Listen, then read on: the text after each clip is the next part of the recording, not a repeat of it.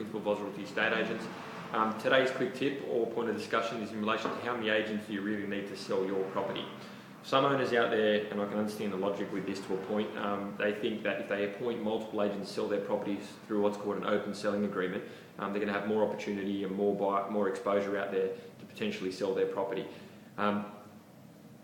I don't think that's true for numerous reasons. One, most agents or all agents have pretty much the same access to advertising portals. The internet's become so big now that most of the buyers will gravitate towards the web when they first look for a property. So therefore the exposure is going to be more or less the same.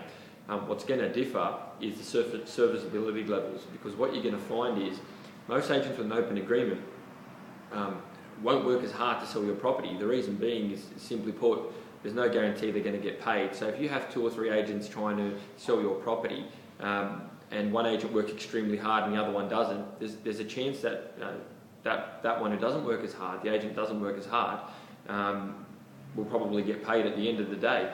And for the agent who's working as hard, it's not worthwhile for them to put as much effort into selling your property as possible without the guarantee at the end of the day that they're going to get paid for the job that they've done.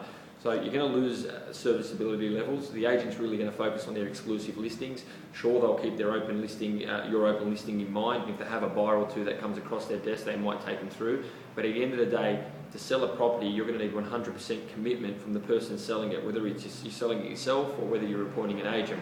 So stay away from appointing 3 or 4 agents. And the other factor, and a real negative factor when appointing multiple agents, is what you do get is you lose that power of negotiation, because what happens is a real savvy buyer out there will submit an offer to one agent, then submit the same offer to the next agent, and submit a different offer to the third agent.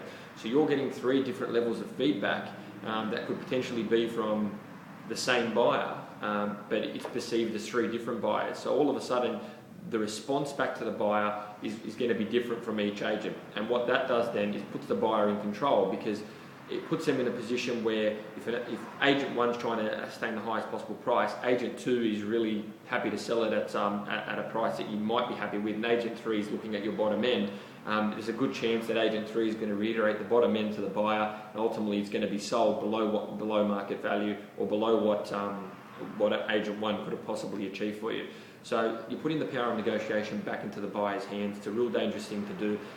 Open agreements really you should stay away from. You only need 1 agent to sell your property, and that's in my view. I feel strongly about that. Look, you can go out there and you can interview 4, 5 or 6 agents, interview as many as you like, and then make the decision on who's best going to suit you. But to employ multiple agents to sell your property, I don't think it's the right thing to do. It's just going to jeopardise your chances of ascertaining the best price at the end of the day, and you'll know within the first 2 weeks of going down that process exactly what I'm talking about in this video. I'm Omar Abid. Hope that helps. Have yourself a great day. Cheers.